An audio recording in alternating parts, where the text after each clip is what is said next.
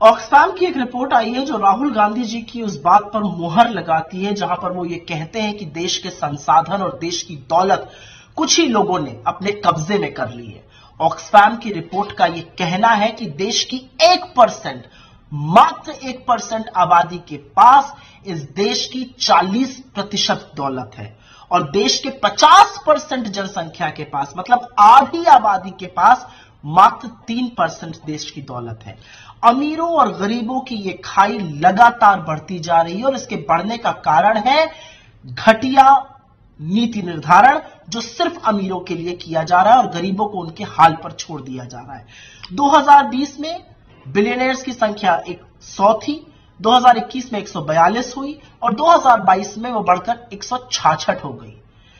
आप ये सोचिए कि इन बिलियनियर्स की आय प्रतिदिन 3000 करोड़ रुपए से ज्यादा पर बढ़ रही है।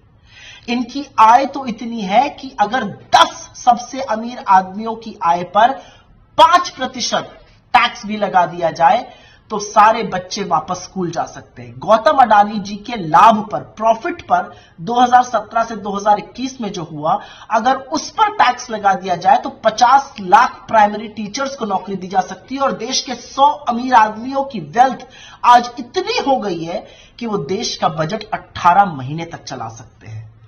लेकिन बजाय गरीब को सहायता देने के गरीब की कमर तोड़ी जा रही। और ये ध्यान से सुनिएगा कैसे, क्योंकि इस देश का हर व्यक्ति टैक्स देता है। जो जीएसटी इनडायरेक्ट टैक्स होता है वो तो हर व्यक्ति दे रहा है और अमीर से अमीर, गरीब से गरीब एक ही रेट दे रहा है। जीएसटी के कुल कलेक्शन का 64%, 64% पैसा 50% आबादी से आता है जिनके पास मात्र 3% वेल्थ है। मतलब अगर जीएसटी 100 रुपए कलेक्ट करता है तो 64 रुपए देश के सबसे गरीब 50% आबादी से आता है और सबसे अमीर 10% मात्र 3% का कंट्रीब्यूशन करता है। स्थिति तो और भी भयावह हो जाती है जब आप औरतों को देखते हैं। आज औरतों की स्थिति इतनी दयनीय है कि जो काम पुरुष करके 1 रुपए कमाते हैं, औरत 63 पैसे कमा रही है।